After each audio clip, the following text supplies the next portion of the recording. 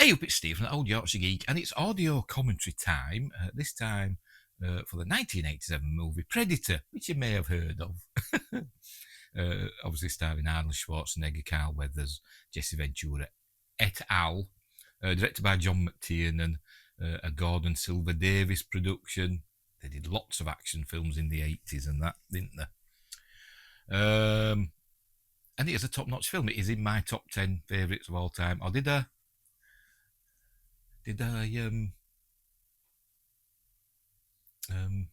what's the word? Not promote, but relegate. That's the word, relegate. Why couldn't I think of that word? Because I'm not a negative person. Did I recently relegate it out of my top 10 and replaced it with Aliens? Maybe I did. I don't know. Who knows? Maybe they're equal. Equal whatever number they're at in my top 10. Who knows? But whatever. It's up there. It is one of the few films that I think of as like a perfect film, even though it's not perfect. But I think the structure of it works so well that you're just immersed in the story. But anyway, so we'll get on with it. I will put I've got it paused. I'm watching I think the NTSC version. But I've got it paused on 5 seconds. You can see the good old-fashioned 20th Century Fox logo, the old one. So I'll hit play in a moment. I'll have a massive timer on the screen so you can catch up with me. And watch along if you have your own copy. Because obviously I can't just put this on YouTube and put the film on with me talking over it, because YouTube will go mental. Well, YouTube wouldn't, but copyright claimers would. Much as they did a while ago. Universal give me a copyright strike for House of Frankenstein, a film from 1945. I got a copyright strike for. Unbelievable. Which still hasn't run out. I've still got that hanging over my head. But anyway, that's by the by. Right, so I'm going to press play any minute now. So I'll do a countdown. As I said, I'm on 5 seconds into the film. We're still on the logo. But anyway, off we go. So I'm going to say 5, 4, 3, 2, 1, play. Right, we're off. We're off and running. Good old-fashioned 20th Century Fox logo. Before it was redone in CG, and John Williams redid the fanfare, didn't he? So there we go. Hopefully you can't hear it. I've got as low as I can get it. I've got it as low as I can get it on my sound bar. But it still sounds quite kind of loud. I hope my microphone's not picking it up. But anyway, there we go. A Starfield. Because we're going to learn straight away that we're dealing with an alien. Some people think that's a mistake, but I don't know. I kind of think it is. Even though it probably in the trailers and stuff that would give it away. But I'm of the school that thinks Predator, that thinks, you should go into a film blind. Not blind, but a film should surprise you, even if, just in case you haven't seen trailers and stories about it, news items and all that stuff that's given all the film away. Anyway, there we go, a spaceship. Is that the same one that's in Predator 2? I don't mean the actual same one. I mean, is it the same design? I can't actually remember what the one in Predator 2 looks like. We don't get a really good look at it, really, do we? It's underground and all that. But anyway, an opening sequence that's reminiscent of the opening to John Carpenter's The Thing in 1982.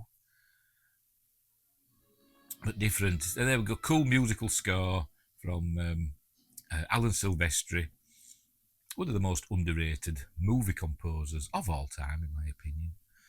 But anyway, we're going to see helicopters. We're supposed to be somewhere in Central America. It doesn't tell us exactly where. Although there are names on the map like Recife and another word that begins with B that I can't remember. We'll get to it. So I don't know if they're just made up names or what. But anyway, there we go. They had 3 helicopters. They had 3 helicopters for this film, and there they are. I suppose you could count it as 4. Because they have like a shell of one that they use twice. And there's the General Phillips. There's Carl Weathers, the late great Carl Weathers as Dylan. We don't know. The only one of these characters that we know of the full name is actually Dutch. It's called Dutch Schaefer, which I didn't realise until recently. Found that out recently, but anyway, here's all the all the squad in their civvies. I've suggested that in my head canon that they're kind of a mercenary team, but I've been told with authority that they're special forces. I think they're kind of in between.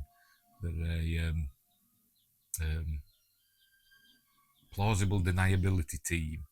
So technically they are military, but they probably don't go through the payroll. That's how I'm looking at it. So they can deny all knowledge of their existence when they go on these missions. That's what I reckon. So they do operate with a certain amount of autonomy, which is why Major Dutch Schaefer can say, "My team always works alone. You know this, General," and all that stuff. Anyway, director of photography, Donald McAlpine, who's actually Australian. There we go. Written by Jim and John Thomas. I'm going to laugh at that name every time I read it out loud, because Sir John Thomas is a Ouija, a male member in the UK. You'd know that if you've seen Monty Python's Meaning of Life, because they talk about that at length, so to speak. Anyway, by the way, they're all that exciting music, and all they were doing was just driving from a helicopter to a house. But anyway, so here we're learning that the mission they've got to do. Is it going to show the map now? There we go. See, like that blue line is supposed to be the border, I think. There we go. Belém and Recife, or Recife. I don't know how to pronounce it. Recife sounds better, doesn't it? Are they made up Central American countries? I don't know. But they're supposed to be somewhere in Central America, like Nicaragua or somewhere like that. Honduras, Belize, Guatemala, that sort of place, you know. But it was filmed in Mexico, entirely filmed in Mexico, apart from some of the Predator vision shots towards the end of the film, which were filmed in Los Angeles, according to John McTiernan. Anyway, there we go. Machismo and muscles and testosterone washing out of the screen. You can see it washing out of the screen. It's like Samara in The Ring, where she comes out of the screen. You can just see like testosterone coming out of the screen. Dear. I wonder how long they worked out before that scene. Pumping iron. I was having a little drink of me iced, because it's a really hot day today and I'm sat inside doing this. Me iced dandelion and burdock I'm drinking, which is a refreshing fizzy drink.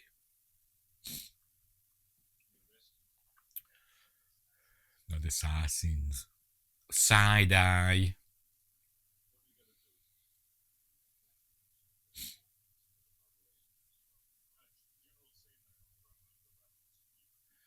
Two-star general. What's that? Major general? Don't know. It's a one-star brigadier general, two-star major general, three-star colonel general. I don't know. I'm making things up.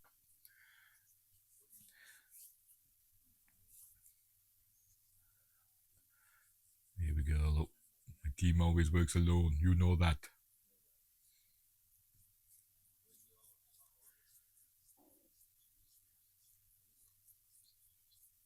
So there's already, even though they're old friends, there's already distrust between them. Long, tall Sally. I'm going to have to talk over this because this is quite loud. If I lower it down one more notch, it mutes. Stupid soundbar. Anyway. So we're going to see the rest of the team in the helicopters. Obviously, there's Dutch. They're all camo painted up. There's Jesse Ventura as Blaine. Jesse Ventura was a Navy SEAL, wasn't he? Back in the day. I think Richard Chavez as well, who we're going to see in a bit. There he is. There's Richard Chavez as Poncho. I think he was in the 101st Airborne. There's Shane Black, who was like a script doctor on the film, but also played Hawkins, and would go on to write and direct the terrible The Predator. I have no idea what he was thinking when he made that film.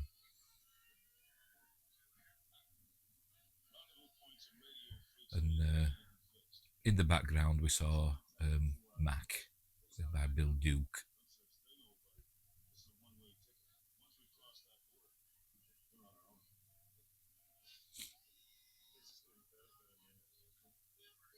See, got a really bad feeling about this. Can we say that, Frosty? Can we say you got a bad feeling about this? Wrong film, I know. Now then, what's that little blob over the heat of the engine? Is that a thing?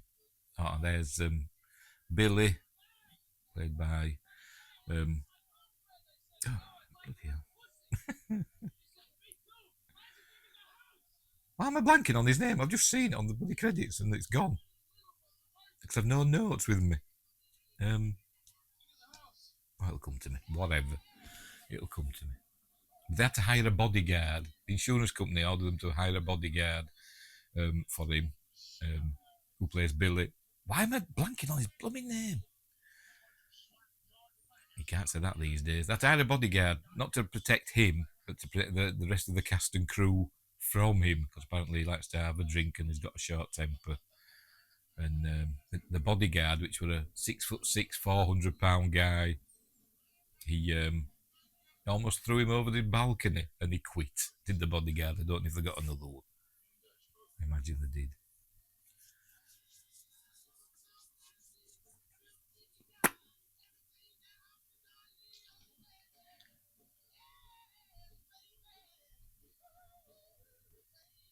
Sonny Landham, we got there. You've all been screaming at the screen, haven't you?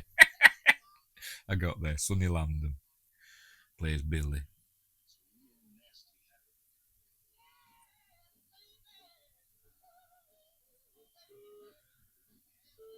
Of course, Arnie would go on to become the governor of California, and Jesse Ventura would go on to become the governor of Minnesota. I don't know if any of the others had political aspirations. Bill Duke would go on to become a director, and that one, I think maybe the most famous film he directed was Sister Act 2, but he has done other stuff. Richard Chavez, the only thing I can think of, remember seeing him in, were in the old War of the Worlds TV show, in which he played Colonel Paul Ironhorse in that. I kind of enjoyed that series. It was an interesting take on the 1953 War of the Worlds movie, like a sequel to it. But I didn't see all of it because it were on at weird times in the UK, and I've never got it on DVD or anything. I will have to remedy that maybe. Anyway, they come abseiling down into the Mexican jungle. As I said, it was filmed entirely on location in Mexico. Apart from those Predator vision shots towards the end of the film. But I think in most of the Predator vision shots in the film were actually filmed in the Mexican jungle, which we'll talk about when we get to that bit, because they had problems. You can see Blaine with his big bullet pack on his back for his minigun, old Painless, which we're going to see later. Pardon me. Apparently, they worked out for a man, of Blaine's size to carry the bullets for that minigun. You'd have 5 seconds worth of shooting before they were all used up, and they had to slow it down. The rotation of the minigun, but that's we'll get to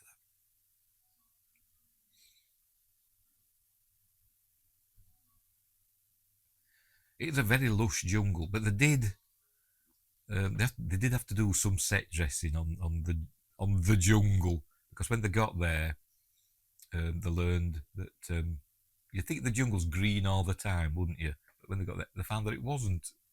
It was filmed in like April as well, so like springtime.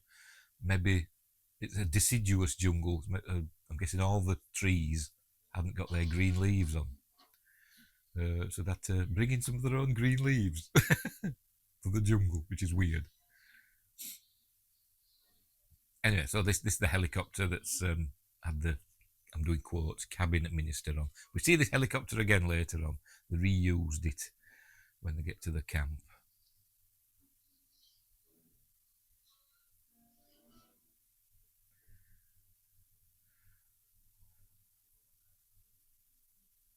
Oh, they've stripped the poop out of it. I'm guessing taking all the electronics and stuff.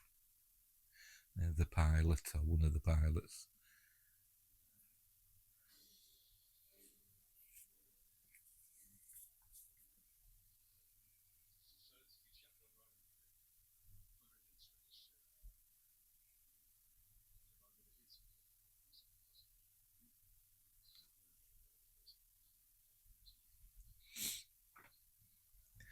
This is where we learn it's all a big conspiracy. It wasn't just a cabinet minister, it's CIA stuff going on.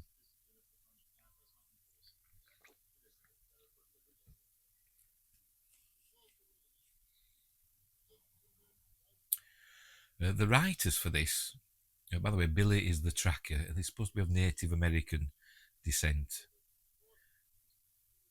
We see he has a medicine pouch around his neck. So he's really good at tracking in the jungle. It's suggested he has a supernatural connection with the jungle.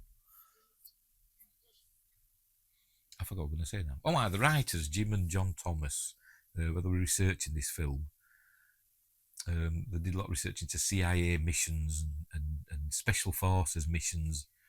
I think we're in the 80s. That they researched, and they found that there were a lot of stuff going on there that wasn't really made public. It wasn't really hidden away. The information was there if you went looking for it. Proper actual combat missions that they went in, just wiping out guerrillas and rebels and all this stuff. But the public generally doesn't know about it unless you go looking for it.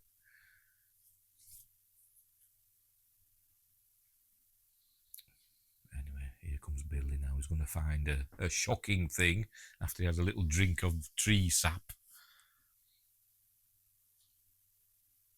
Now, is this real? Is that an actual tree branch he's done that to, or is it a setup?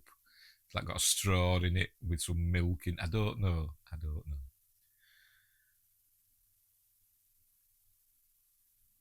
It's the magic of movies. Keeps you guessing. Anyway, here he is. He's going to find something. His senses, I told you, supernatural senses. He knows there's something there. And we get to hear the Predator for the first time now. The original title for the film, by the way, was Hunter. And then it became The Predator. And then they just shortened it down to Predator. You listening? You hear it in a minute. It's a little rattle it does.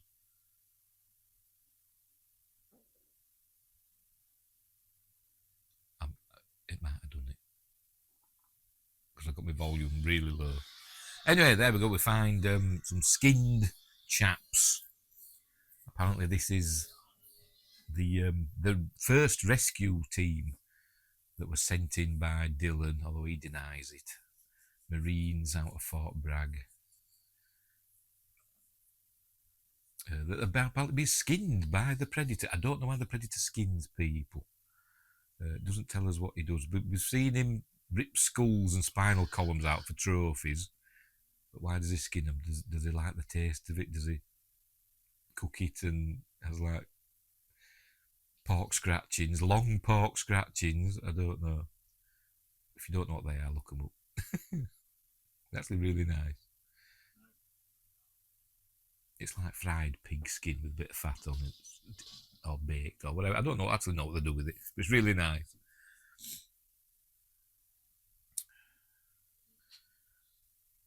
Does he do that with the skins? I don't know. I used to think, I don't know why I did, because I'm an idiot. There is Dylan denying all knowledge, plausible deniability, as I mentioned earlier. I used to think that it was the guerrillas that had skinned Jim Hopper's men, and that the Predator had seen this happening, seen these men fighting each other and all that, and that had piqued its interest, but apparently not. As we see here, obviously they're shooting in all directions, but there's no tracks. That's obviously telling us that it's the predator. And the predator uses the trees. I just thought my idea was slightly more interesting. But anyway, I'm wrong, as I am on many things.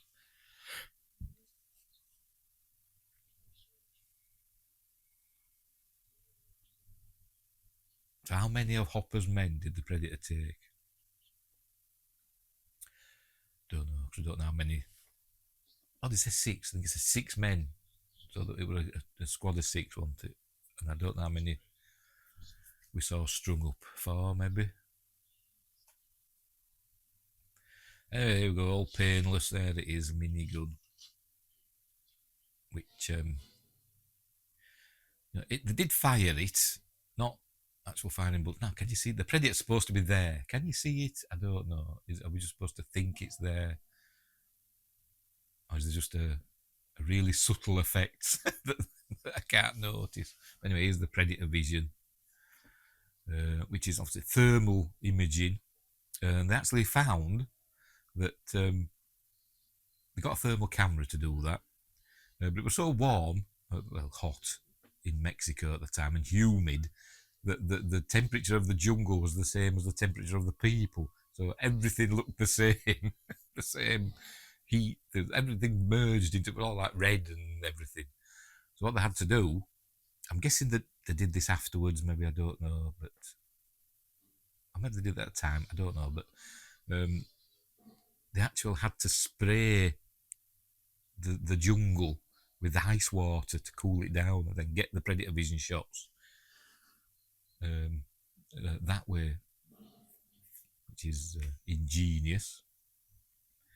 Anyway, see the good soldiers, they know something's there, they can sense they're being watched. They can't see anything, even though the predator camouflage is not that good. When it's stood still, I suppose it's okay, but when it moves, you can easily see it. There's Dylan. He's rusty, isn't he? Is Dylan. He's not been in the field for a long time.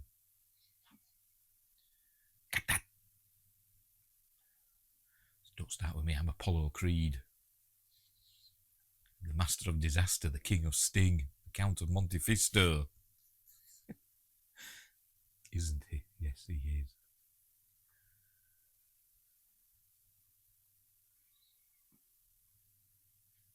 Meanwhile, Dolph Lundgren and Jean-Claude Van Damme are on a mission nearby as Universal soldiers. Speaking of Jean-Claude Van Damme, excuse me,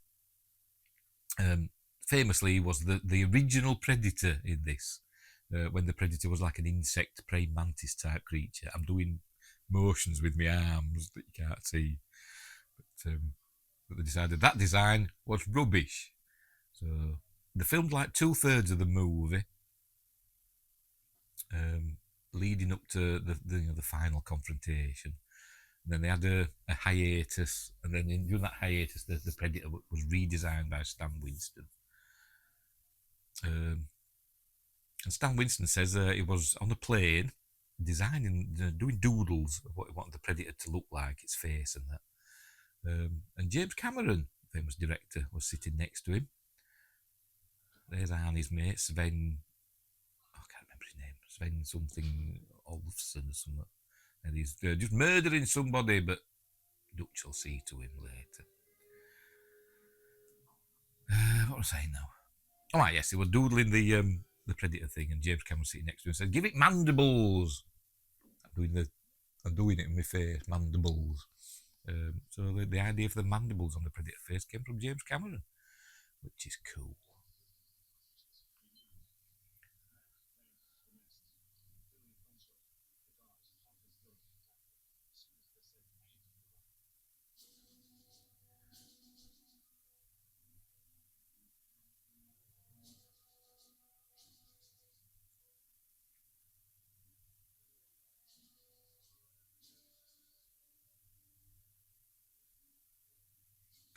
And it's amazing this film's turned out as good as it did, because the difficulties in filming on location in the jungle.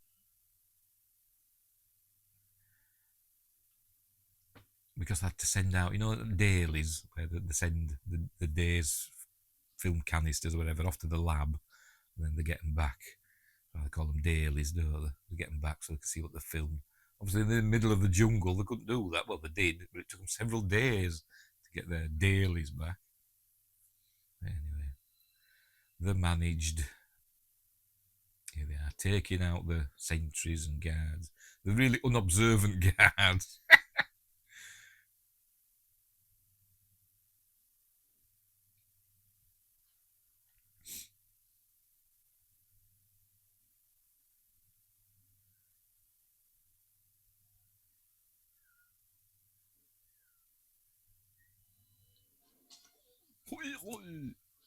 They're professionals, that's what they are.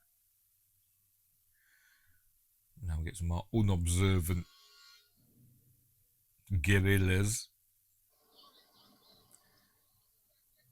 Nobody just happens to look in the direction of a 6'5". I don't know how tall Arnie is. A 6 foot whatever, Mr. Universe. He's there. Look, he's there. They don't even hear this. Look, this. Obviously, they're using this truck as a generator for electricity out there for the camp, which has probably just gone off. They just think, well, my Wi-Fi's gone down.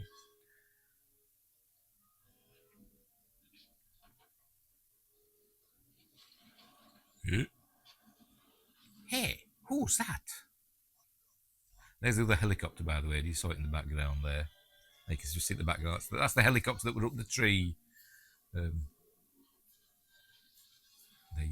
repurposed it for this scene. Apparently, it was there for a long time. They must have done the tree shot first, brought it down for this scene. Everything's blowing up now. And apparently, that helicopter was there for a long time. Maybe it's still there. I don't know. I doubt it. But if you look on Google Earth, find out where this was filmed. Look, see if you can find it on Google Earth and see if the helicopter's still there. If you look at IMDb, it just gives you some of the filming locations. So maybe you can find it.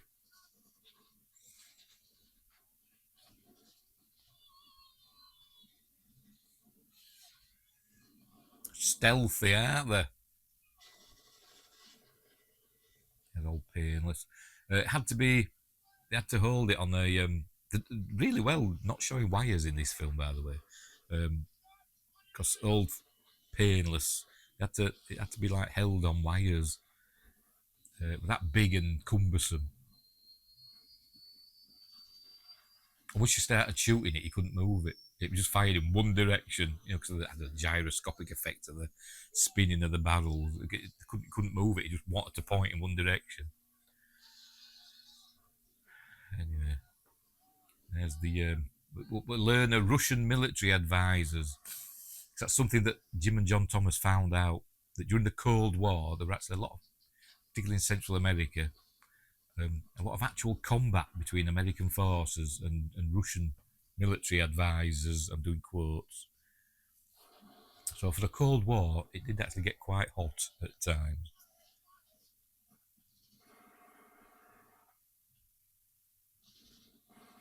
I think one of these, he shoots it and you don't hear it. Or at least that happened in the old VHS that I had.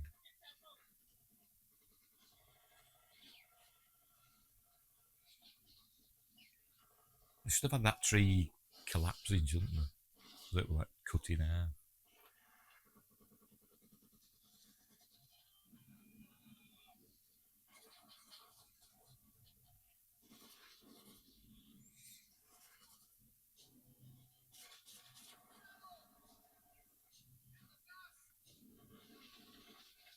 Oh, it is exciting, isn't it? Guns, guns, guns!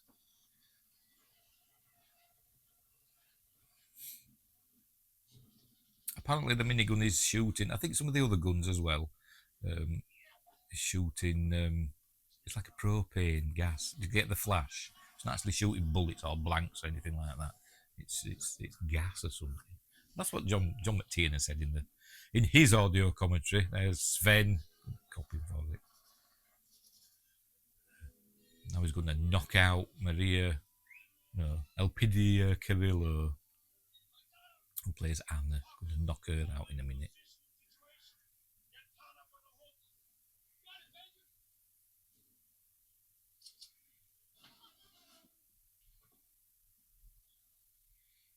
I will not kill you because you are just a girly girl.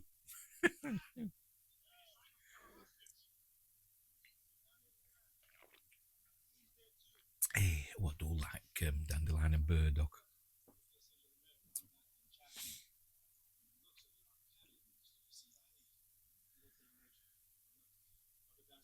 I think 2 years before this, Arnold Schwarzenegger beat up Bill Duke in Commando, didn't he?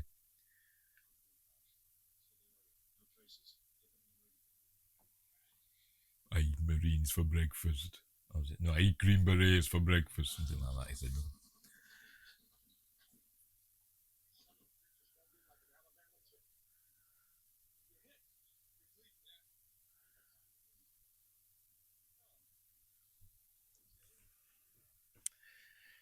Get time to duck. I think this might be my favourite line of the film. I don't know. I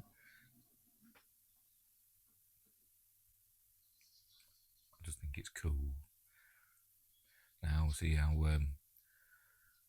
duplicitous Dylan was, because he realises now there's Dutch, that it were all, all a lie.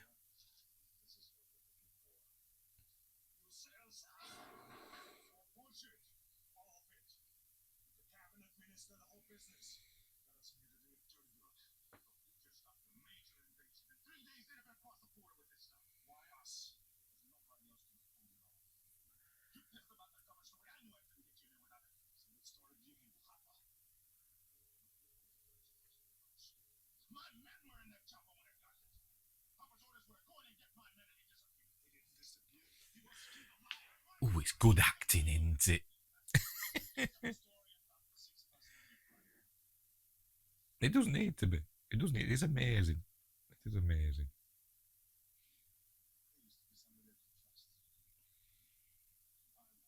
It's still believable. It's very similitude, even though it is heightened emotions and tension and all that. Are you going to cry, Dylan? You're crying. Your eyes filling up with tears. You're a big girl. That's what he'd be saying with Annie. Are you a big girly girl?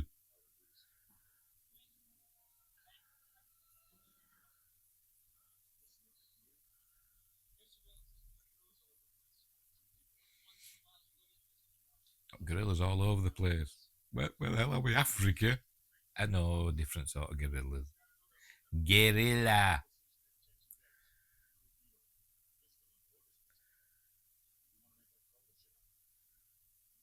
From Spanish for war. Guerre.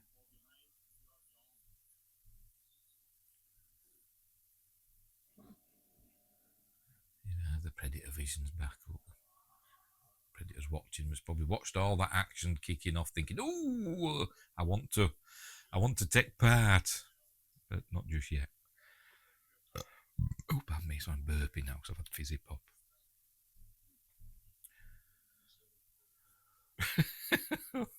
What the heck's a broke dick dog? Doesn't sound. It sounds painful for the dog.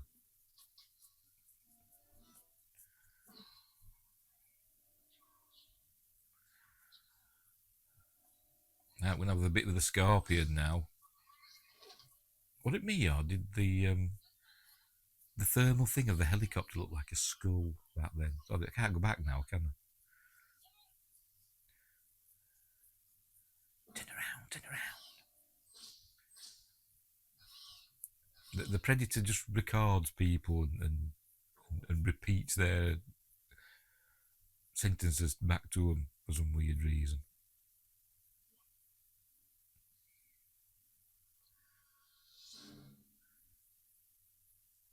There we go. Scorpion stuck to a bit of chewing gum. He didn't have a bit of chewing gum on the end of his knife when he put it down, did he? Never mind. Anyway, that's they did kill the scorpion according to John McTiernan, but it does a quick turn here. Look, it's facing one way and it's facing the other. They actually did kill that scorpion. So they're all evil filmmakers. He should be sent to prison. Hawk is doing another one of his rude jokes because he's a cheeky young chap. That's what he is. But this makes Billy laugh. Where the Predator gets its recording of Billy laughing. There you go. Which we'll hear that again at some point in the film. Maybe near the end. Oh, look, you're being watched, Billy. You're being watched.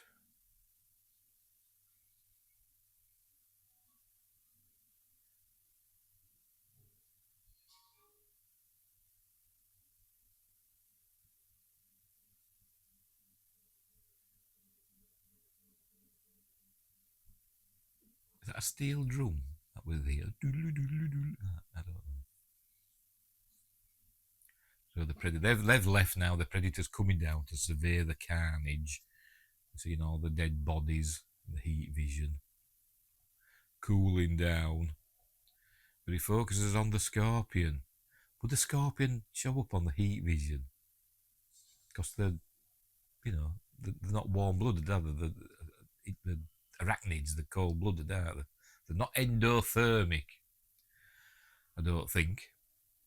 So would it show up? It should have the same temperature, the same ambient temperature as its surroundings, shouldn't it? But anyway, whatever. We're going to see it in a minute. It's playing back some of the audio he's heard. And then we're going to get his first glimpse of what the Predator may look like, which I remember seeing. I went to see this at the cinema back in the day in '87. Kind of disappointed me. There we go. I thought, it's a man in a suit. That's what I thought.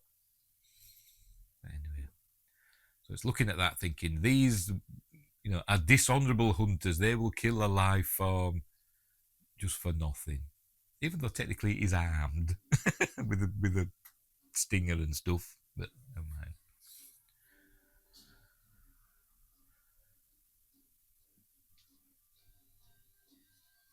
But yeah, I always thought, it's just a fella in a suit. He's a hand.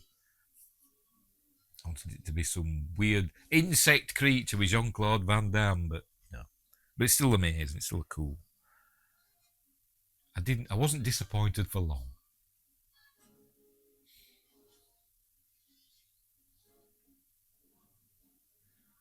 The jungle is beautifully shot in this film, by the way. So Donald McAlpine did an amazing job filming the jungle.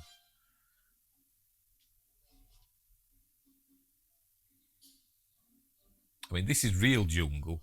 The only other jungle, well, there's lots of jungles in films, isn't there? But the other favourite jungle in the film, it's actually not a real jungle. It's the jungle in the 1933 King Kong.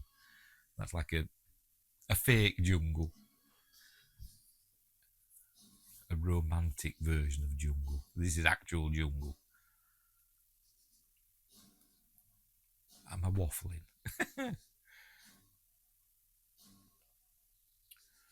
Some of this were filmed in Palenque, which is an ancient city in Mexico.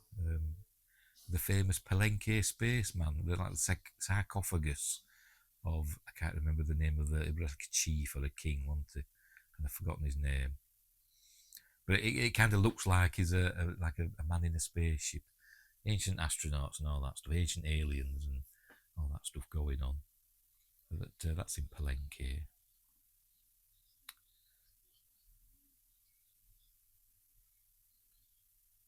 Anyway, they're making their way to the extraction point now, aren't they? We learn that they're going to have to go a bit further than they expected.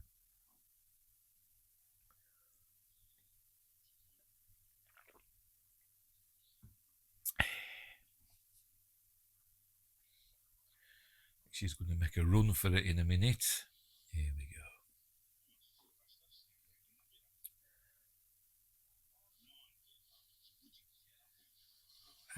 go. Leaves. Bob's eyed in a minute, looking at his the barrel of his gun. That's what she's looking at. There's nothing sexual about it.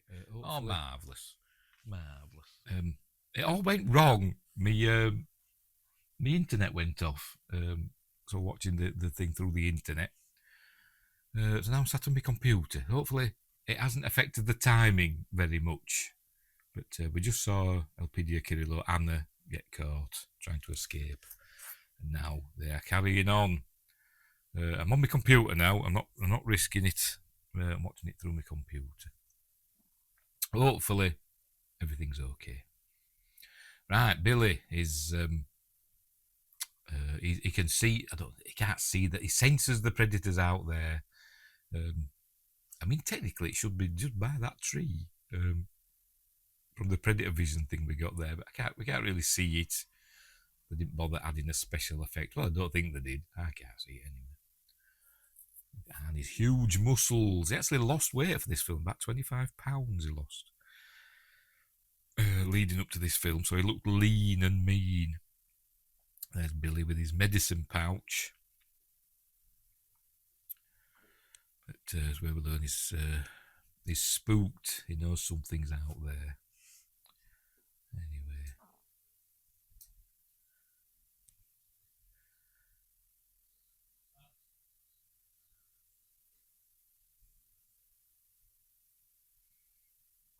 See, she's going to make a run for it again. Look, she's got hold of that stick.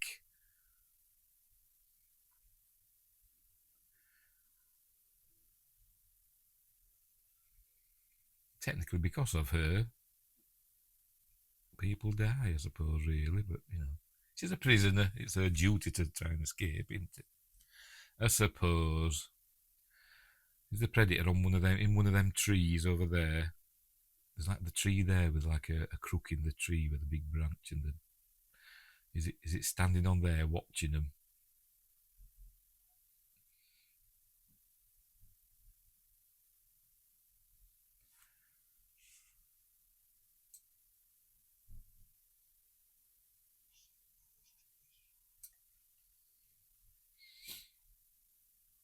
Can we see it there? I can't see it. I don't know if it's supposed to be there. But, anywho.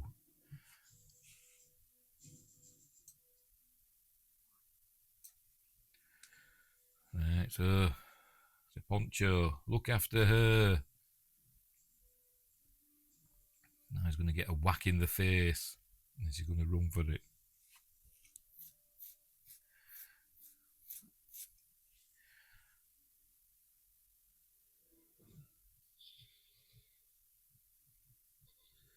I'm surprised they didn't go with Maria Conchita Alonso, because she was like the go-to 80s, early 90s Hispanic Latina or whatever in films, wasn't she? As she seemed to be.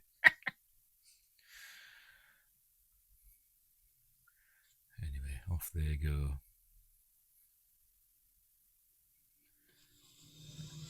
She hit me. Not really hard, but anyway. Off she goes, the predator's watching and seeing how they react to it. Hawkins goes after her. To his doom, we learn.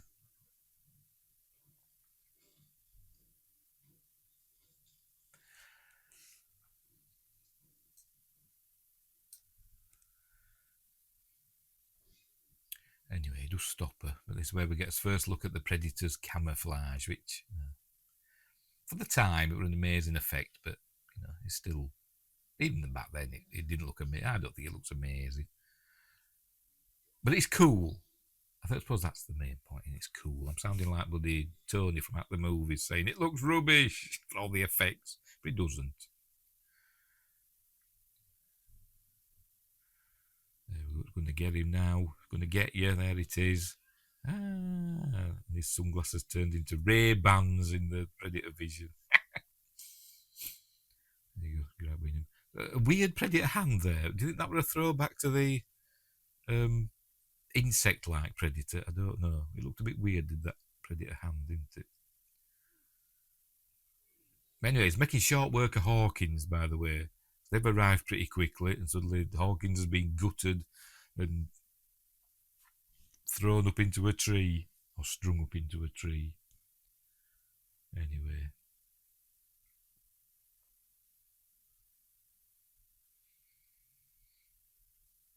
Trail of blood. Hawkins pack. Now we're going to see his guts in a minute. Poncho's going to find something horrific.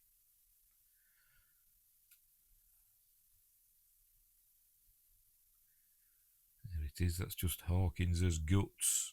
I think the rest of him's up above.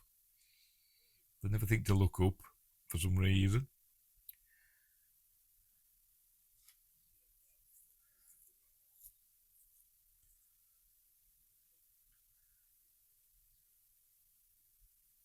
He's looking at her a little bit too intently, so the direction is really look closely at her head and play with her hair and stuff. As though you're inspecting her. Doing it a little bit too much, you know, but never mind. You know, me, the professional actor, yeah, knows all about these things, but whatever. Right, they're going to try and look for the rest of Hawkins.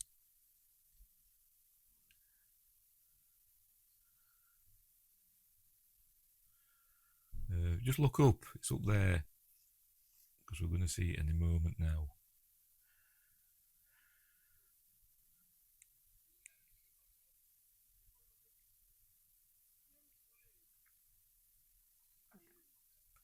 El sol salió anoche y me cantó. I know that's from Close Encounters. It's only Spanish I can speak.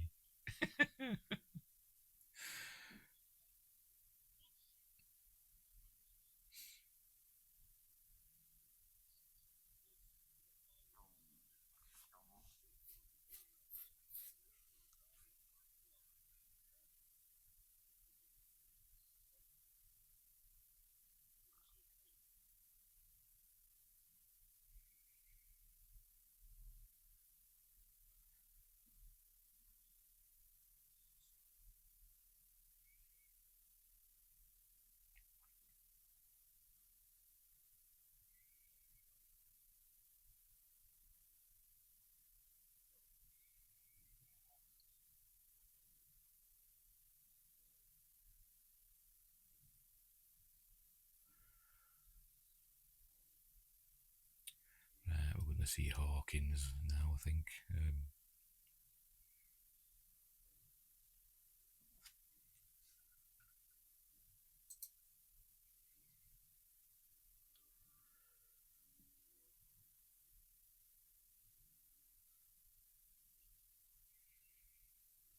So we get a hint now, because he sees a snake, doesn't he? There we go, there's the snake. Some sort of constrictor. I'm guessing it's a boa constrictor, not a python, because they're in Asia, aren't they? But anyway, you see blood dripping there. Look, he doesn't notice that, because he's not Billy. Billy had noticed that. But, we're pulling up. I think there's quite a lot of crane shots in this film for the middle of the jungle. There we go. Oh, blood on the leaves. That's a good name for a song. Write it down, Steve. I'll forget.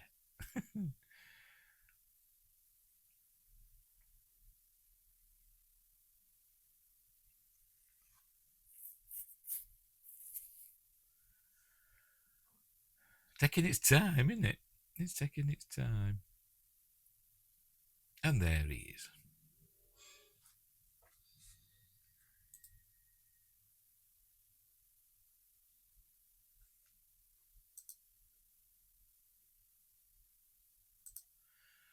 Right, we're going to see the end of Blaine now. By the way, I don't know if that was a real, like an actor that strung up, or just a dummy covered in blood. I don't know, for Hawkins. But anyway, what is this creature that comes out of the jungle here? I have no idea. I think we see it again later. Or one a similar creature. That. What the heck is it? And what happens there? Like he gets hit, but then the predator's miles behind him. I don't really know what happened with Blaine, to be honest. I don't think we're supposed to overthink it.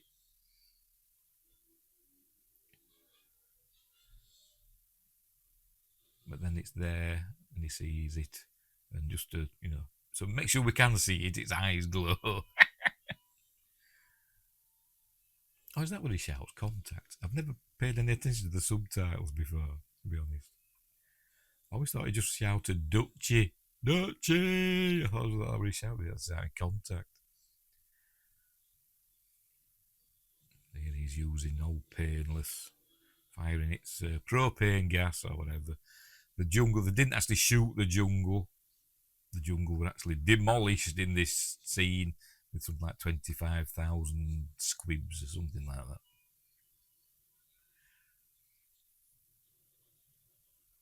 Little explosives in the trees and stuff to blow them up.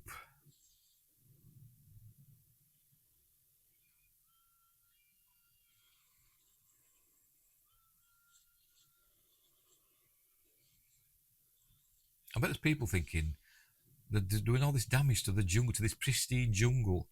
The jungle will grow back in no time. Don't worry.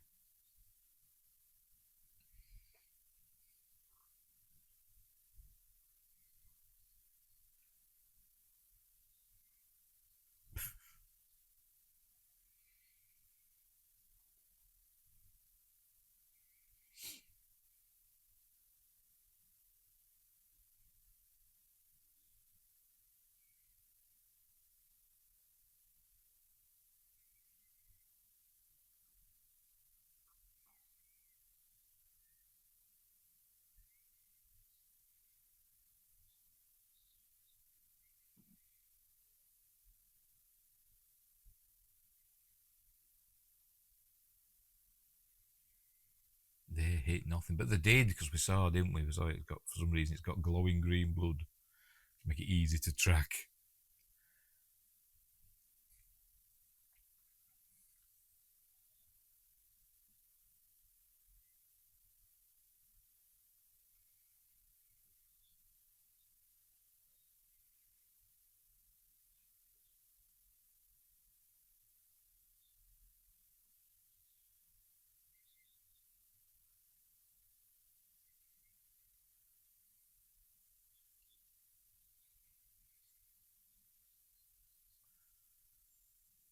Just look on that leaf with all the glowing. Get you to notice that glowing green blood.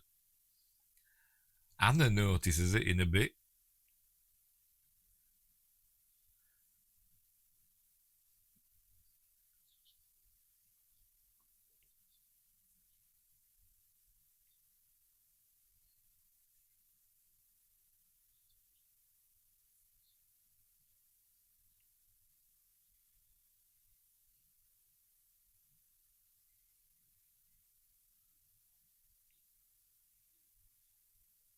There you go. She's noticed. Oh, got her tied up now with what do they call them now? Rip ties. What do they call them now? The plastic things. Which, if you're James Bond, the Daniel Craig, you get rid of them really easily. You just like twist them and they snap. Bet they don't.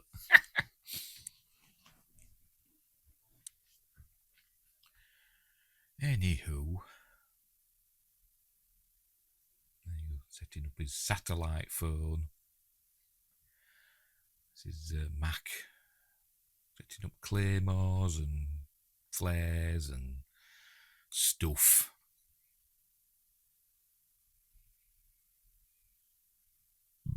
Oh, pardon me, burping. I'm a pig.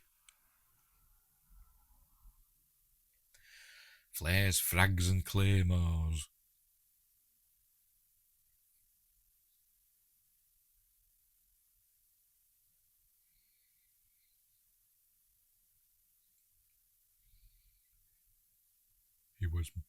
He was my friend.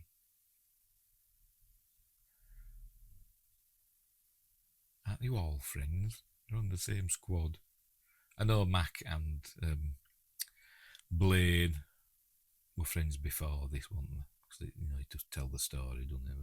Probably a Vietnam story.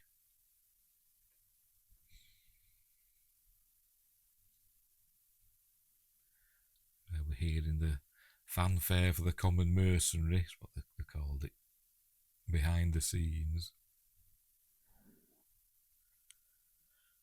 Which I think adds weight to my argument that they are not just your regular special forces, that they are kind of an autonomous unit, essentially a mercenary unit.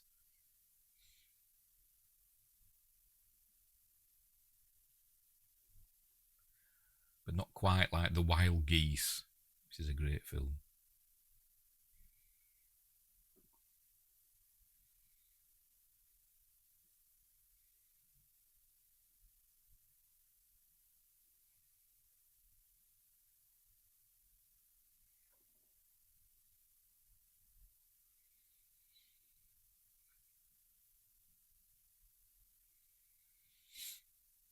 She's got some of that glowing green stuff on her kecks, which disappears. It obviously washes off. Right, I'm going to get another look at the Predator now. Here he is. I'm saying he. I'm presuming it's a he. Going to do some first aid now with his handy dandy medical kit.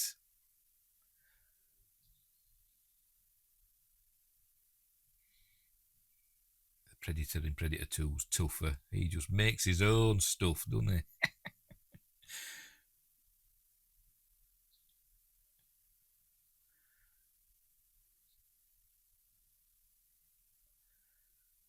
Here we go. This is his sutures, his space sutures that are going to hurt.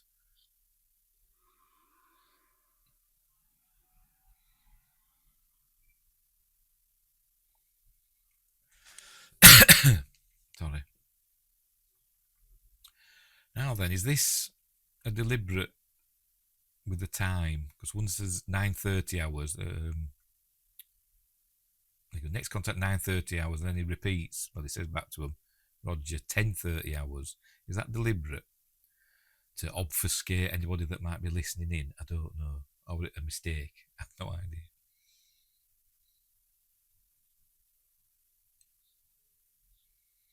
If somebody's listening to the ingoing or outgoing or whatever messages, it doesn't mean they're not sure when they'll be there. But they know they'll be there within that hour. I don't know.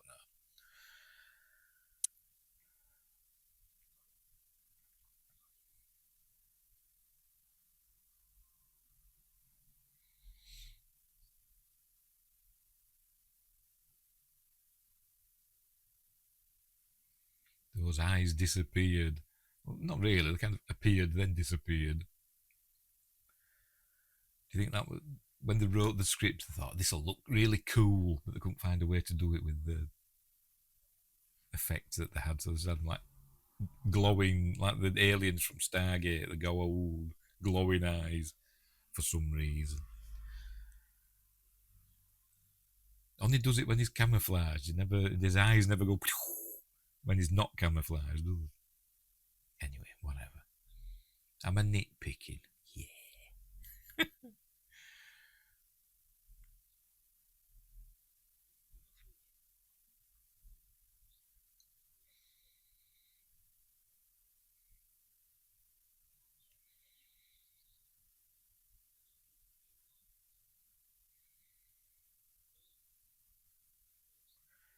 See, Billy's scared, look.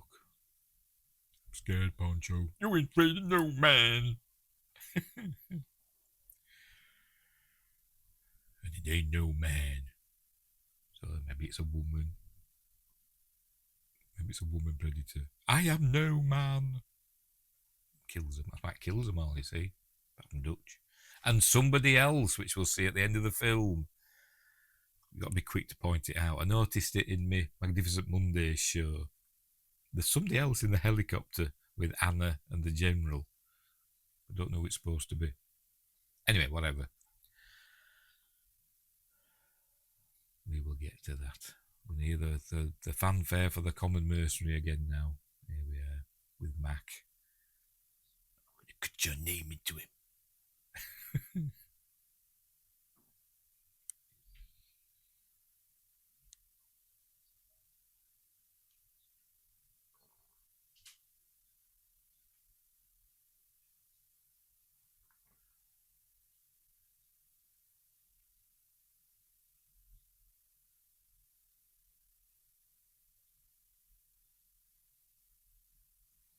I'm going to cut your name into him. I know. You're going to get your head blown off, mate. We may see his skull later on.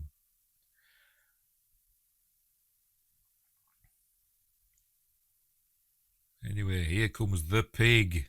Or is it a wild boar? Or whatever they've got in Central America. There it is. Don't worry. We know they killed the scorpion for the purposes of this movie. They didn't kill a pig. It's a fake one.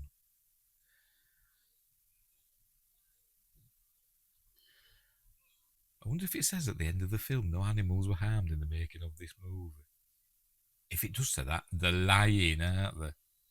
We'll have to watch. We'll have to see, won't we?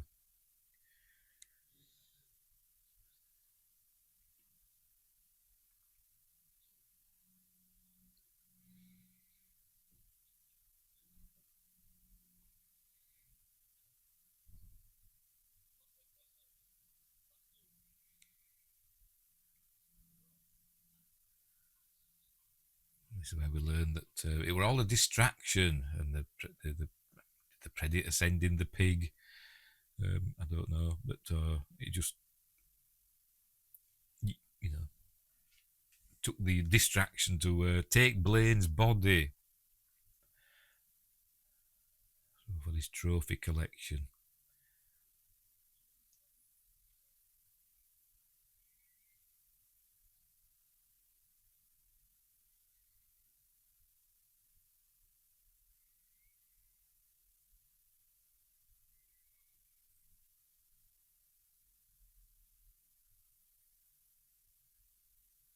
That was a long establishing shot of the jungle, wasn't it?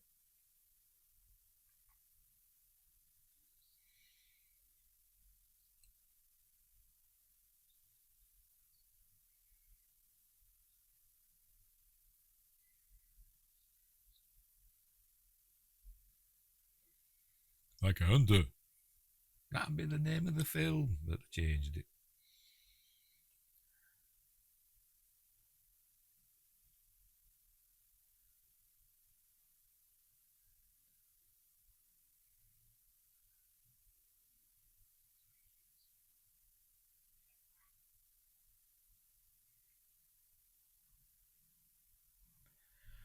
So now they decide, well, he's going to talk to her, isn't he? Now we learn that she can speak English.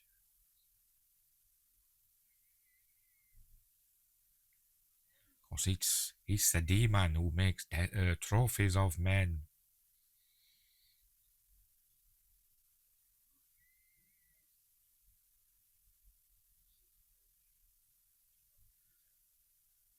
She's not being literal, Dylan. It's like a chameleon.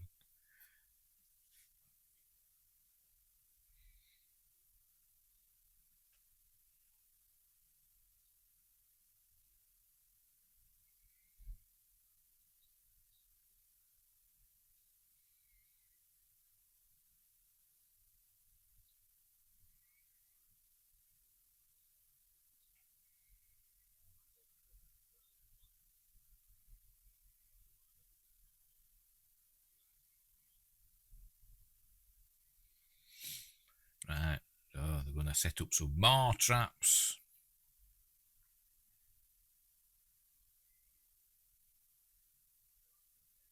How does she know it's blood? It could have been snot for all she knows.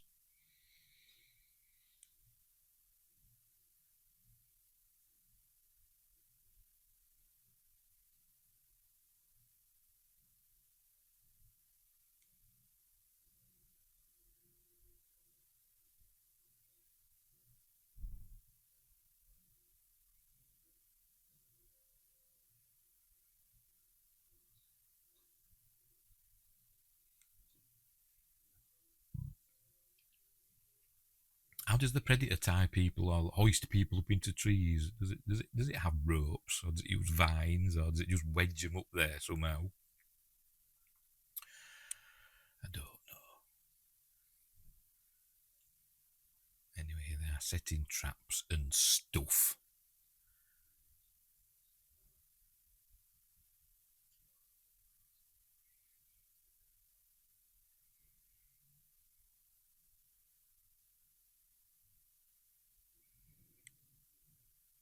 Mussels.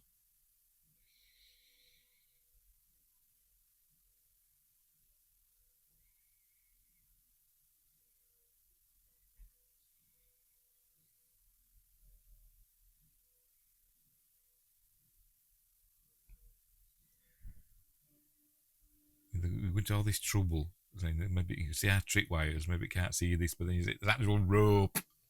Should be using vines and stuff, like Arnie does at the end of the film. But anyway, whatever. I'm nitpicking again, aren't I? Stop it, Steve.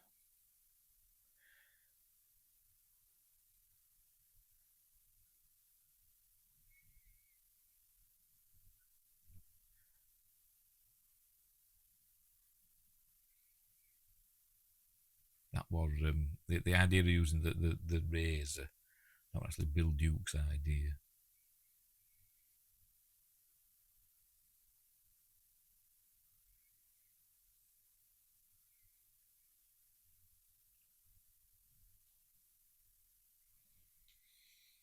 And the mind or whatever, or put stuff in all the trees. This is the only way it can get in, apparently, without being spotted, so to speak.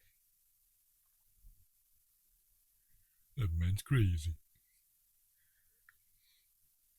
So I was suggesting that the Predator's been in this area for a long time. I mean, we know in the second film, but we didn't know it this film, did we? That they are long lived, probably, because of the gun, the flintlock or whatever, that the musket from the 1700s that we see in that. I mean, it could have been passed down. I don't know. I'm saying they live a long time. We don't know, but it suggests that they do in this, because she's talking about when she was a little girl, and obviously her people have known about what's gone on in the jungle for a long time. So who knows how long it's been there?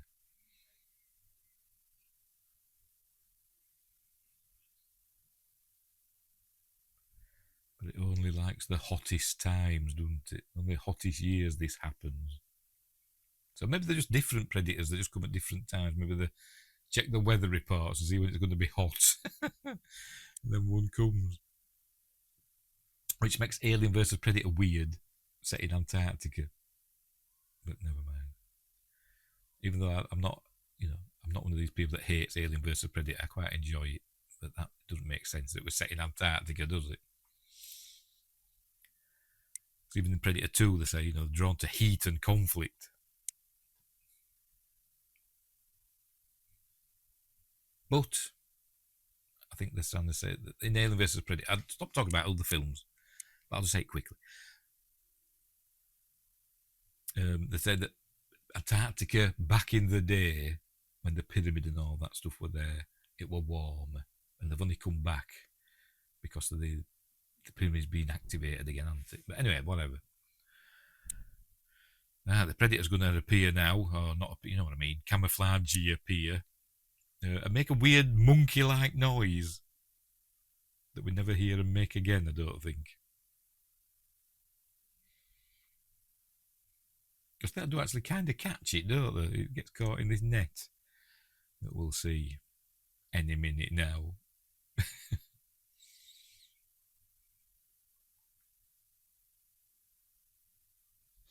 It is. It's that weird monkey-like noise. But it soon gets out of the trap, doesn't it? There you go with it's what they call the parrot cannon. That's what we called it behind the scenes. It's shoulder cannon. They called it the parrot cannon, or the parrot gun, or whatever they called it, because it was on his shoulder like a pirate's parrot. There it is. Using the trees and its camouflage just to show us. I will show myself for emphasis and then disappear again. Blaine's going, not Blaine, Max going after him.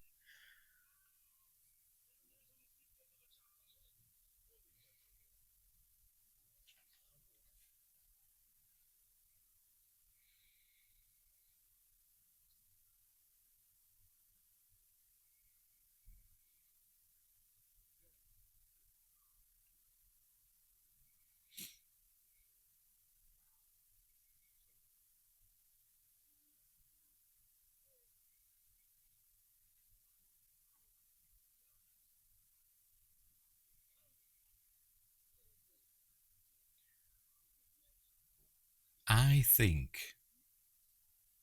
Poncho Ramirez survives, even though we see him get shot in the side of the head. But I will point it out at the end of the film. Anyway, here comes Mac, who can start singing Long Tall Sally again, which we heard at the beginning in the helicopters. He's going to sing Long Tall Sally as he's going after, because he kind of lost his mind, didn't he, with the death of Blaine. It kind of it tipped him over the edge.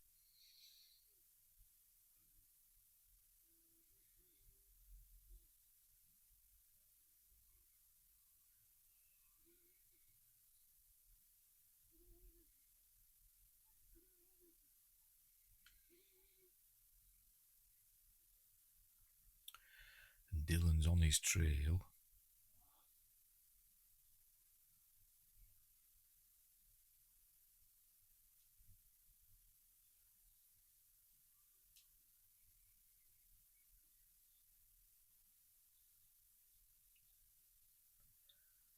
And the MP5s is holding. I don't know. I'm not big on guns. They kind of look like MP5s, don't they? I don't know. Probably wrong.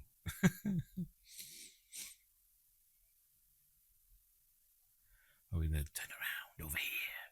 We think it's the Predator, don't we? But it's not. It's Mac. He's hiding.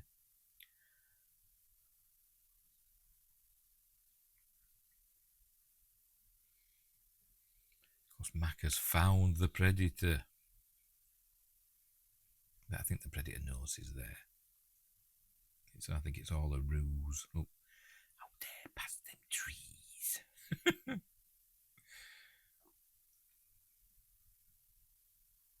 Yeah, of course I can see it. It's plainly visible doing its yoga on that branch.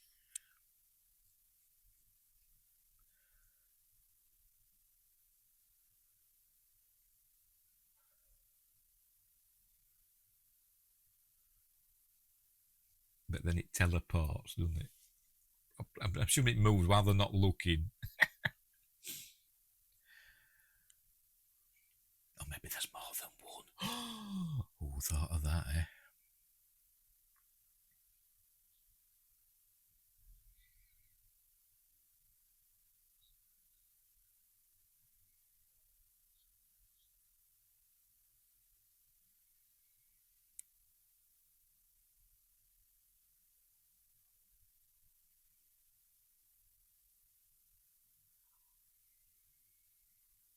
Look, he's looking, and I can see it over there. But then pretty quickly, it's not there anymore, and it's spoilers. It's standing over him. It's like Droopy the dog in the cartoons. It can just teleport from one place to another.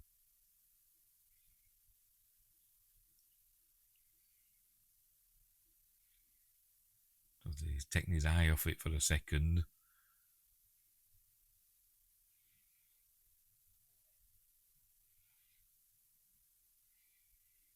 Now it's above him, as we'll see. There we go. Did we see a stain below him then? Where they maybe have done a rehearsal perchance or another take. But anyway, whatever. There we go. That's the end of Mac.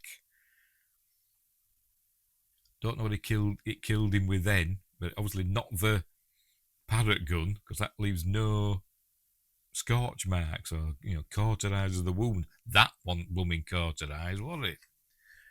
Not by a long shot. Anyway.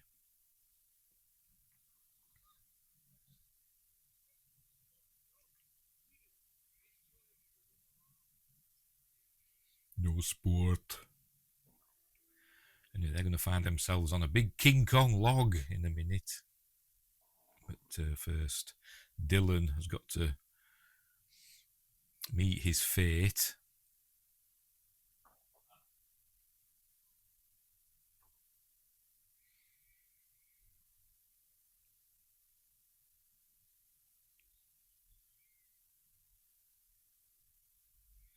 And he's ready.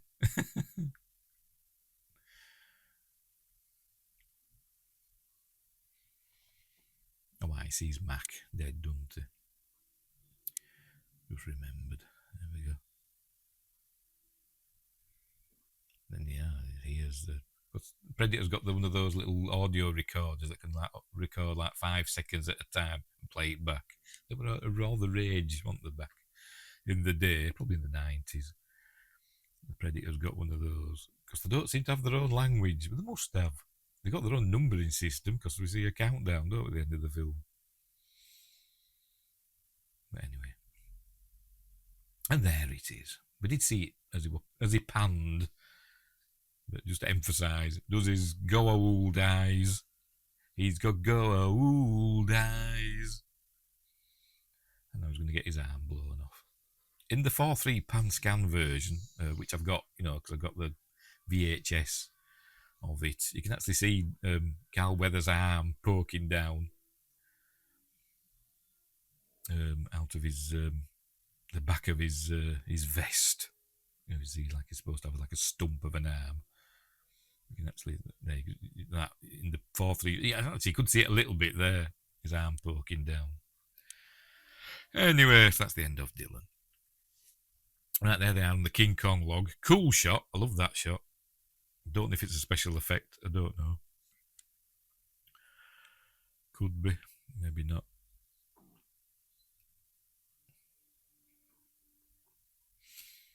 But this is where Billy's going to sacrifice himself to give them a chance to get away.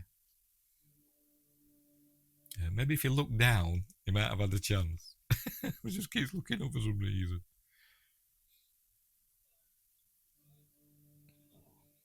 I'm guessing they're nearly there at the chopper now. They had 10 miles to go, didn't they? So I'm guessing they're like 9 8/10 of a mile away now. Oh man, they've gone that. They're like nearly there. Whatever. Give me that weapon. Come on, Billy, you don't have to do that. You don't need to do self-harm. It knows you're there.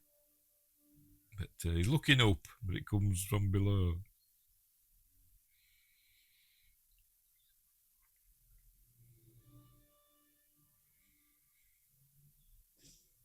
Oh.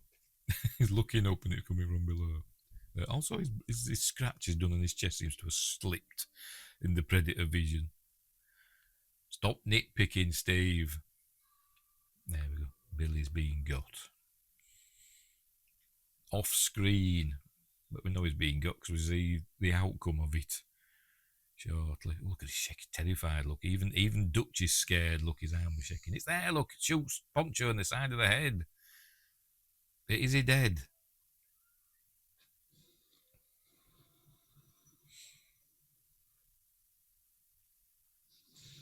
Don't know, because maybe it wasn't a full shot, but she leaves Poncho.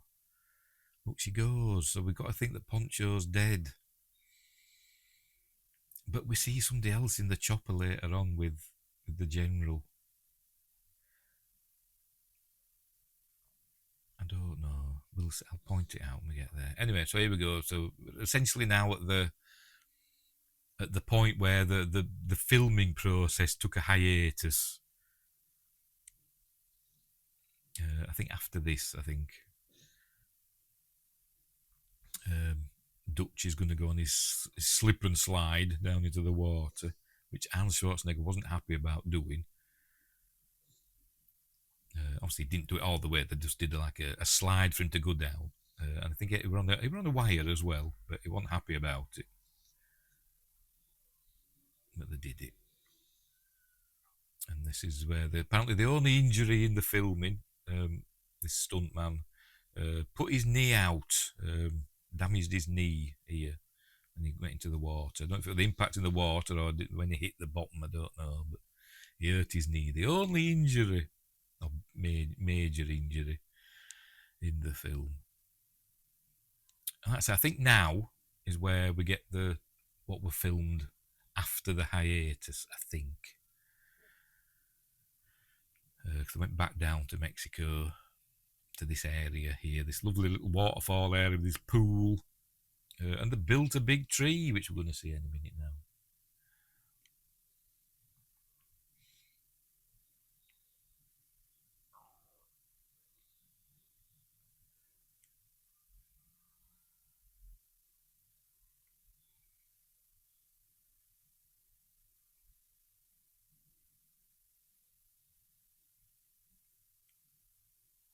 he sees the big tree. Show us it.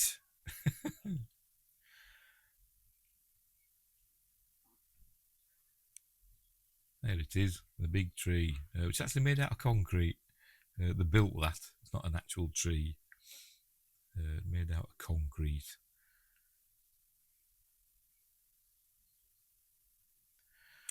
Excuse me.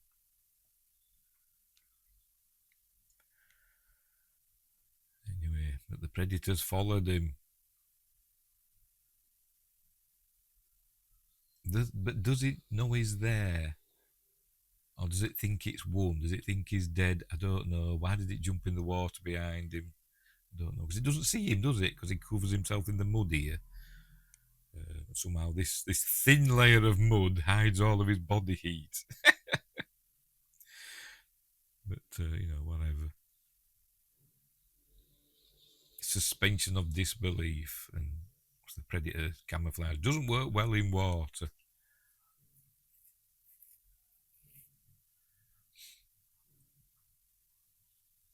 But it doesn't see him, does it? We can see him.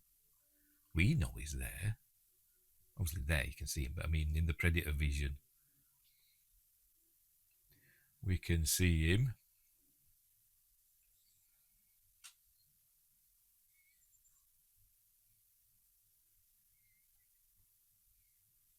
The late great Kevin Peter Hall as the predator. Here we go, we'll see Arnie in a minute. There he is, see him there. Predator doesn't see him, I saw him. But it sees the heat from, I think it's one of those creatures that we saw earlier when Blaine were killed. Whatever it is. I keep meaning to look it up and I keep forgetting. Off it goes rushing off into the jungle. One of them. I think it's the same sort of creature, whatever it is. Anyway, Kevin Peter Hall, the predator, is going to go running off into the jungle now. Apparently suspended by bungee ropes. Because all the makeup and equipment he's wearing is quite heavy. So they had to basically dangle him from bungee ropes to make him look more agile than he actually was. He couldn't see me. Yeah, that shot there is actually a good job of hiding the bungee ropes.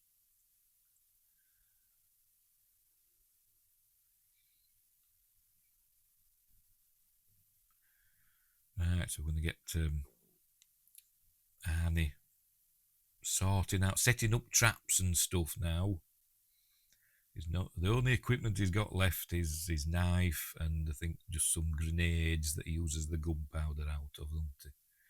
That's all, and everything else is stuff from nature.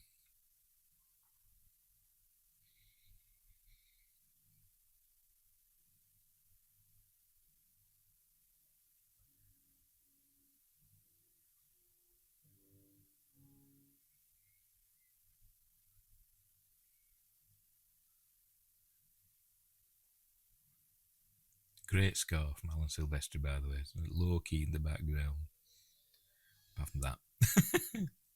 But someone did that, didn't it? Someone got them whittled down and tied up.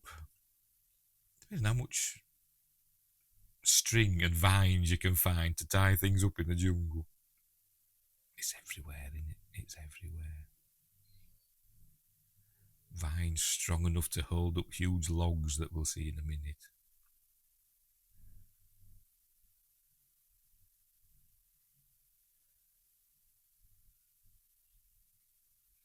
And everything's got to work first time. They can't test any of it, can they? There goes hoisting up this huge log on vines. Look. Obviously, that's the counterweight. Is setting up the things with the spikes on. Is supposed to be like with a spike trap. You know what Rambo uses in the first film? The first Rambo film, in First Blood. It's supposed to be one of those, isn't it? And the huge log is the counterweight to make the come out and kill the predator. Anyway, there's Billy getting his spinal cord and skull ripped out of his head.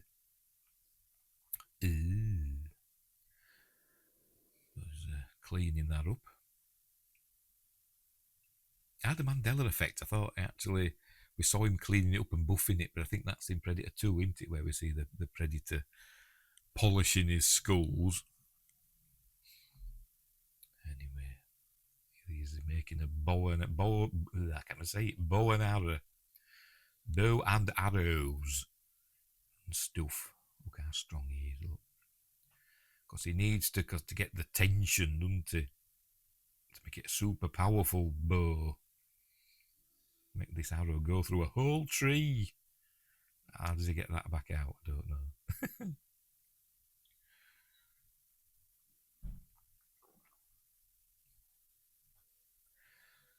He's just got two grenades.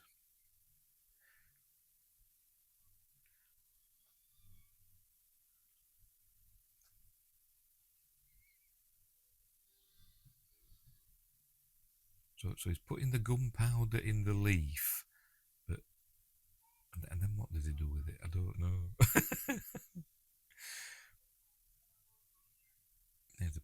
So is the skull there? Is that Mac's skull? I don't know. So he shot Mac in the head, didn't it, or whatever, in the head with him. And he's topping up his mud. I'd just have it. I wouldn't be being careful like that. I'd be just smearing it on head to toe, my eyes shut.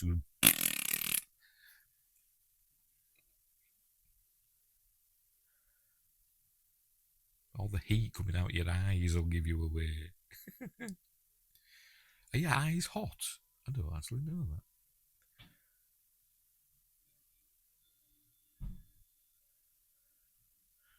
And now he's going to do his guttural roar, his primal scream, whatever you want to call it. Primal rage. Was there a film called that? Was it a game? I can't remember.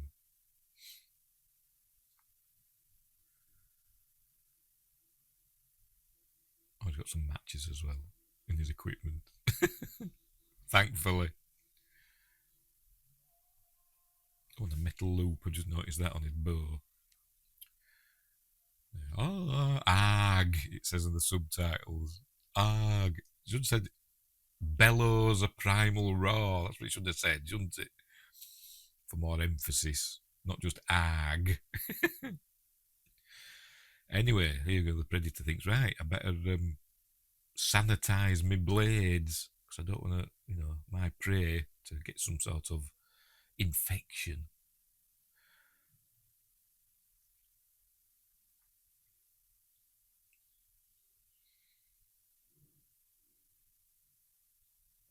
I'd have missed that.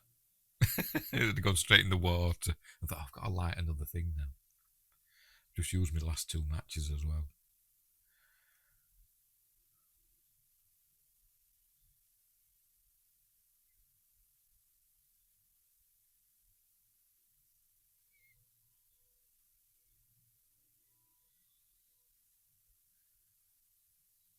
And we know the Predators, the Yorkshire or whatever, a spacefaring race. They're obviously super intelligent, got this amazing equipment. So you'd think that maybe just this Predator's just a bit dim. Why can't he just work out that he's there? Just because he can't see his body heat. Can't he see him moving and breathing? Can't you hear him? Anyway, here he comes, look. Looking kind of chunky, wasn't it? I don't know, I don't know. Like Michelin Man jumping through the trees. I know I'm nitpicking again. Just for fun. There he is behind him, look. Behind you. Pantomime. Behind you. Can't it smell him? Don't predators have senses of smell? Because he'd be a bit ripe, wouldn't he? You would think. You would think he was a bit ripe. But it seems close to him, isn't it?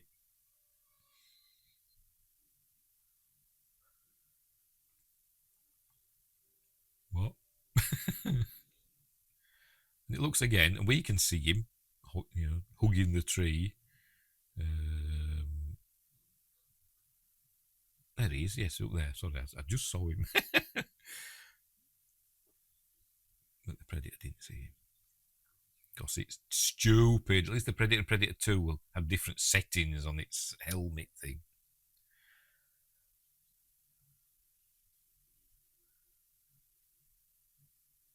Have you noticed?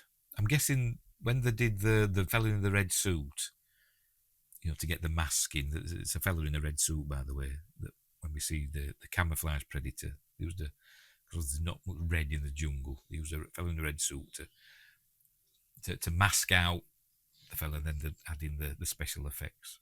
But I'm guessing they didn't have the final design, so you don't see the dreadlocks and all that stuff, do you? It's just a vague shape, isn't it? Anyway, you're cheating, Predator. You're just shooting aimlessly.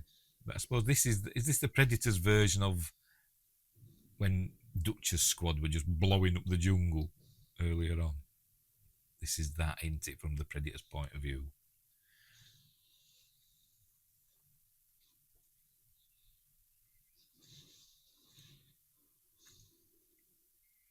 I think it's toying with him.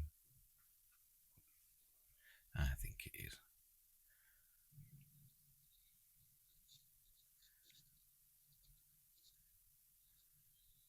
Your gadget's broken. We can't camouflage now, can we? His stealth suit's not working.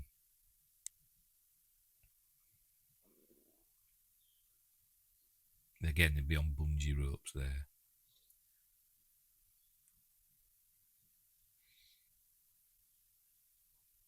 But he's good at stuff like that. It's Kevin Peter Hall. I'm guessing they did a similar thing in Harry and the Hendersons, because Kevin Peter Hall played Bigfoot in Harry and the Hendersons. And he did a lot of like running and jumping about like that. So I'm guessing they did a similar thing. Because I think it was Stan Winston again that did the makeup effects in that. I think.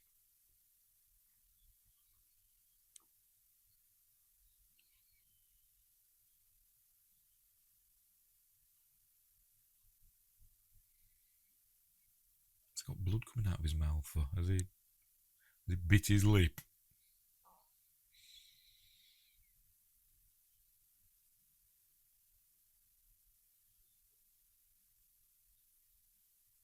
I just stay there until it got bored and went away. I know that's not what he wants. Revenge with it, doesn't he? Revenge. Vengeance for his team.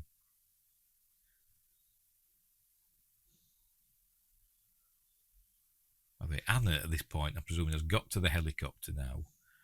I think she's gone back for Poncho. They found out he's still alive, because I'm sure we see the top of his head in the helicopter. And they're on the way back.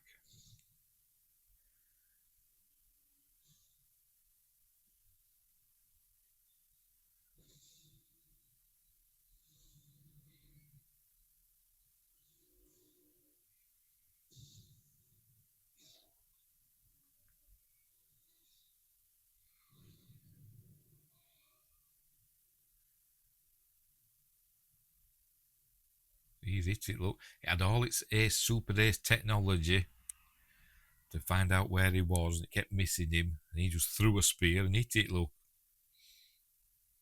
Luckily, it's got glow in the dark blood for easy tracking. I said on Magnificent Mondays, did they do that? Did they ouch you, the predators? Did they evolved with glowing blood? So I thought, well, we're easy to track. We'll become the hunters before anybody else. We'll preempt the hunting part so that nobody can hunt us, because we're just too easy to track if we get injured. Bet that's what happened. Oh, sorry if you heard that.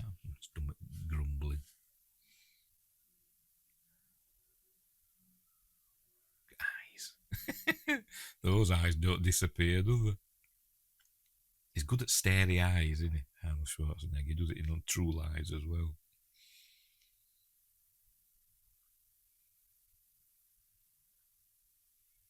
Uh-oh. Again. It's behind you. Pardon me. but it still can't see him, you see, because for some reason this mud is, it must be humid and the mud's staying wet.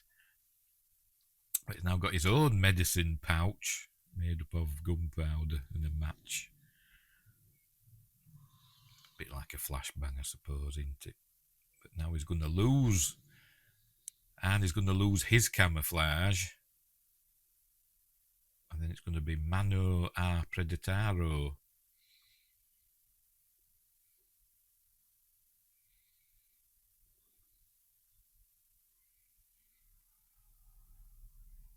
A nice leisurely swim there, wasn't it? I think he is Esther Williams. And a reverse shot here. There we go. Not overly convincing, but you know, it's fine. And now Annie's going to get beaten up a bit. But it has a good look at him and sees that he has no weapons on him now. He is unarmed. So it's going to turn into a fist fight. A stand-up punch-up.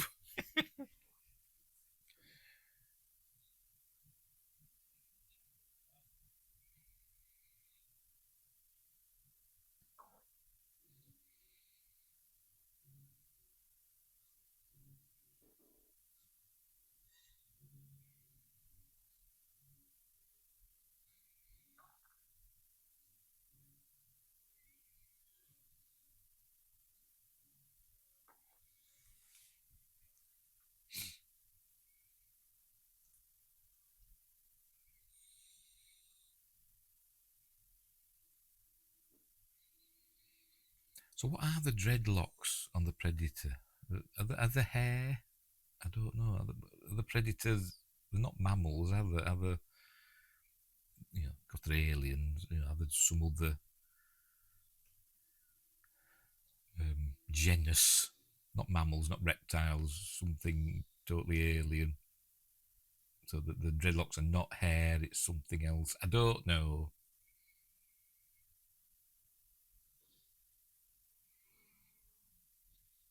So it takes off its mask and its vision gets even worse.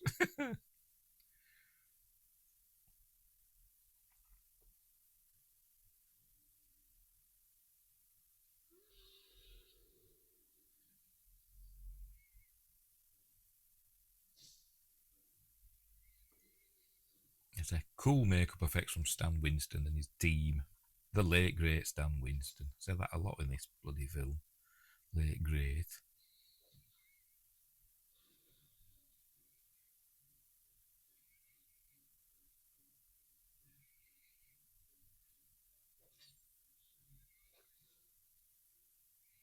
We're trying to get him with his knives, and then they he's just hit me with his hand. Right, I'll have a go at that. Punch.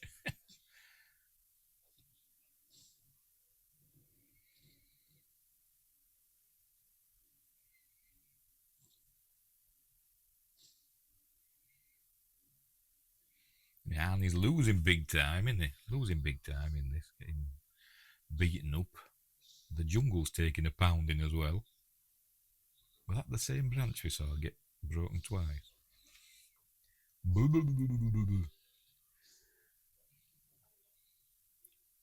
But Arnie, even though he's getting beaten up, he's kind of luring it towards his trap, isn't he? Look.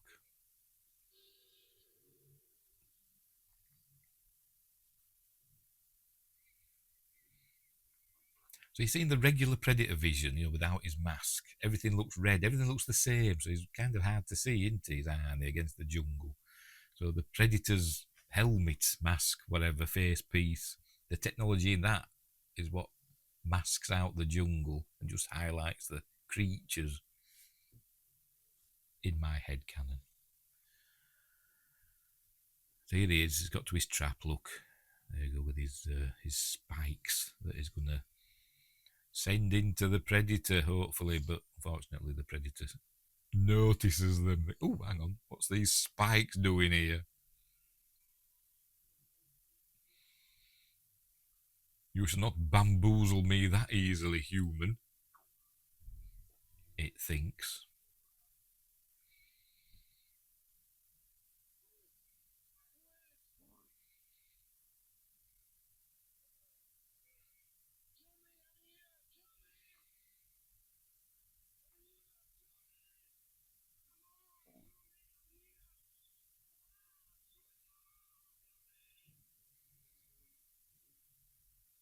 not exactly sure how that spike thing. I know it's supposed to, but which direction would it go? I don't know. But luckily, it just goes the other way and ends up right underneath the counterweight, the huge log counterweight that's been held by vines and a little twig. Kersplat.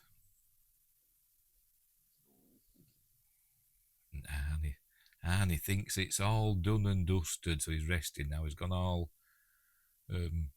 Ellen Ripley's, I got you, you're dead now, I'm safe. And he is, but look, he's trying to make us think that he's not. Of course, the log's moving.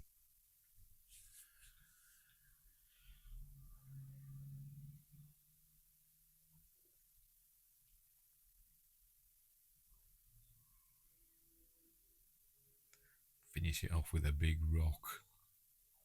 But don't have to, because it's dying.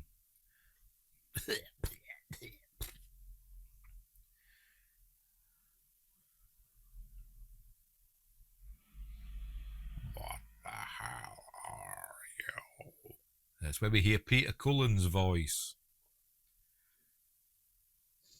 Obviously, it's not replaying stuff it's heard, it's actually saying it, isn't it? Copying it.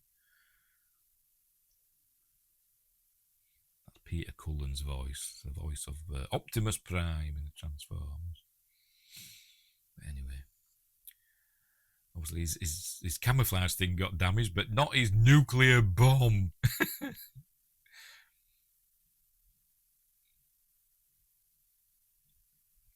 then we're going to hear it copying Billy's laugh.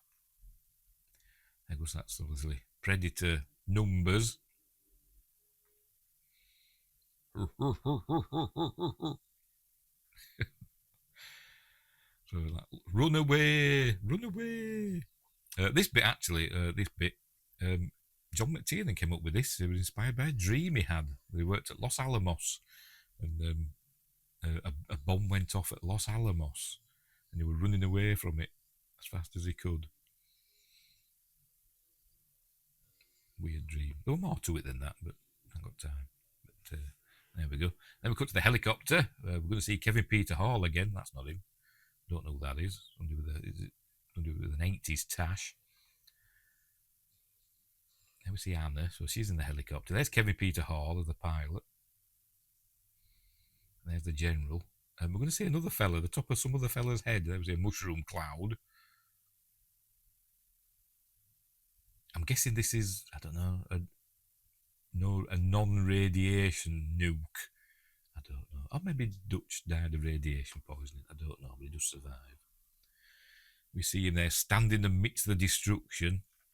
They didn't burn down loads of forest for this, by the way. They found an area that were already burned, which happens obviously quite a lot in jungles and stuff. Farmers clear land and all that, don't they? So they found a bit that were already burned and did this there.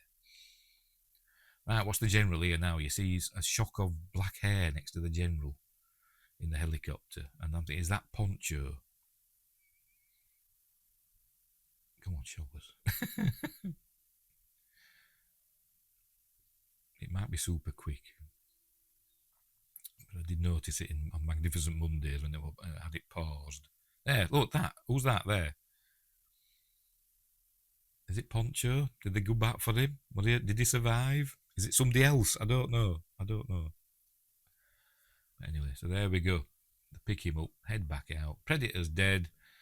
I think he was supposed to go back in Predator 2, wasn't he? I think originally Predator 2 were written for Dutch. You know, Arnold Schwarzenegger to come back, I think, but then they changed it and became Danny Glover, didn't it? But I think some of the dialogue was still written with Arnold Schwarzenegger in mind. You couldn't have pulled him up there, looking at Danny Glover. Anywho, here we go, get nice little outros from the cast, all smiling at camera, you know, bits that they'd filmed specially for this, apart from Arnold Schwarzenegger. We just get a bit of him turning into camera in the film. So were he not available to do these little pick-up shots? I'm guessing not.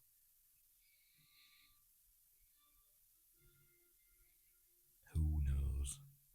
There we Great film, one of the best, one of those near perfect films. Although I do nitpick it a lot, but I'm talking about the way it is, the structure, the editing, the sound, and all that. It's just brilliant. It's a brilliant film, one of the best. I do like Predator 2 as well. It's not. It's pretty close to this one. It's Predator 2. Predators, I don't mind it. I don't mind Predators. I don't love it. It's okay. And The Predator's blooming awful. I do enjoy. I'm one of these weird people that does actually enjoy Alien vs Predator and Alien vs Predator Requiem. I do actually enjoy those two films. I don't think they're amazing or anything like that, but I do find them enjoyable. Even though they're kind of stupid, but I do kind of enjoy them. What other Predator? I think that's it, isn't it? All the others that are Alien films, aren't they? But anyway, Craig R. Baxley, the stunt coordinator, I think was second unit director as well. We'll go on to direct his own films, like I'm blanking. Oh god, I think he did that film I Come in Peace, aka Dark Angel. I think that was Craig R. Baxley. Could be wrong. Did he do Alien Nation? Don't know. Probably wrong. Probably wrong. He did another film and I forgot what it was. Never mind. Never. Action Jackson. He did Action Jackson with Carl Weathers. There we go. Second unit director, stunt coordinator Craig R. Baxley. Anyway, so we're getting to the end. What we're going to look for at the end? Oh, right. See if it says no animals were harmed. It won't say that, will it? Because there were. Well, a scorpion was.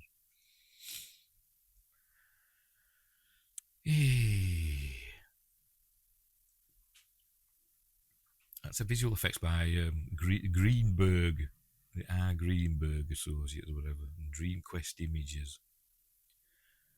Didn't bother with like ILM or any of them.